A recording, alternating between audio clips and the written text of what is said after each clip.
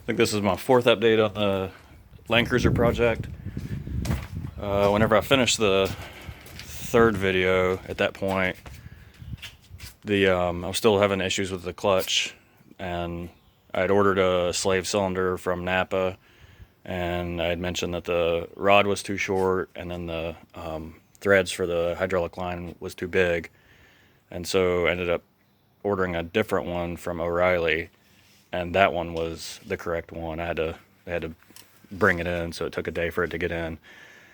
So finally got all that, the correct part in, and still had issues. I put fluid in, and we were pumping and pumping, trying to bleed it, and it wasn't taking any fluid.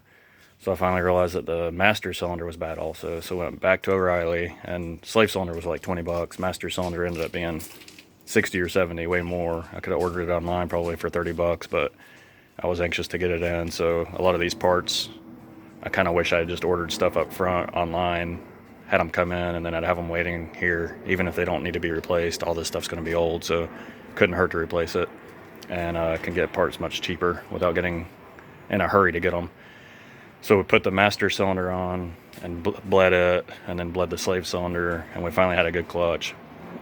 So also then bled the brakes on all four corners, and at the time I didn't realize, I guess you have to bleed both wheel cylinders. I guess I'm used to the newer cars that just have a single caliper and therefore a single bleeder. So we got them bled to where they work okay, but they still have some air in the lines. But it's fine for driving around the driveway and that type of thing, but it's still a little bit of work to do to get the brakes working right. And also haven't dealt with a brake booster that was leaking. So just to keep that leak from causing engine problems as a vacuum leak, took the brake booster line out and plugged it with a spark plug. Just happened to be the right size. So obviously don't need power brakes just driving around the driveway and up and down the neighborhood, but that'll be a future project. I also mentioned in the last video that I had it running right, but then I continued to have issues where it would run for a while and then stall out, and took off the fuel pump, cleaned it out, thinking that might be it. Did a bunch of stuff trying to figure out. I finally got the original fuel filter in.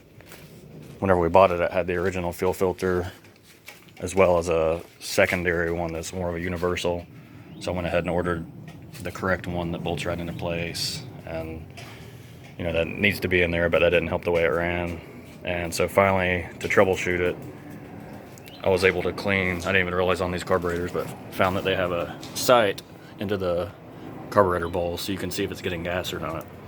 And every time it would stall out, I would see it was not getting gas. So that led me to either believe that, of course, it wasn't getting gas to the carburetor, or the needle was stuck and not letting gas come in. And so I took the top off and cleaned all that out to make sure that the needle and seat were moving and that the float was floating and all that, and put it back together, and still was having issues. So I got to where whenever I was having that issue, I would take this fuel line off here, put it in a bottle, and crank it, and I saw that it wasn't even cranking or pumping gas. So it made me realize that it was something before the carburetor and not the needle and seat. So then, to trace that down, what I did is I ran a line directly from the fuel pump into a bottle of gas, and that seemed to do the trick. It would idle indefinitely almost and never really ran out of fuel. So I thought, okay, that means that there's something behind that. That means the fuel pump's working, but there's something behind in one of the lines back here. So there was a connection point a little further back, so I ran it off of that. It still was good. And then I hooked up that bottle to the line directly coming from the gas tank. The connection where it goes to the gas tank. So I basically was running it off the full system other than the gas tank, and it still was fine. So that told me there was something either in the gas tank or that line that comes off the gas tank that was problematic. And so I started blowing on that line, which I had done before. I blew it out before just to make sure everything was clean. And I blew on the line, and there was some gas trickling out of it. And once I blew on the line, it started pouring out. So I finally realized that I was just getting something clogged in the tank, or the line that comes from the tank. And that explains why the issue is so hard to trace down, is because I blew it out at one point and it seemed to run fine, and then it gradually got worse. And that's just because I guess there's probably rust in the tank, and it gradually settled into the pickup or, you know, the line, and would make it worse and worse. And so that was what was causing that. I also did find whenever I took off the carburetor, I found that there was some sediment or just rust chunks down right at where the seat is. So I cleaned that out. So obviously multiple problems that all stem from having a fuel system that sat for a long time, and mostly because of the rust in the tank. So now that we have it driving but not getting fuel consistently, the big thing is right now we're going to clean out this tank, and hopefully just cleaning it out will do the trick. But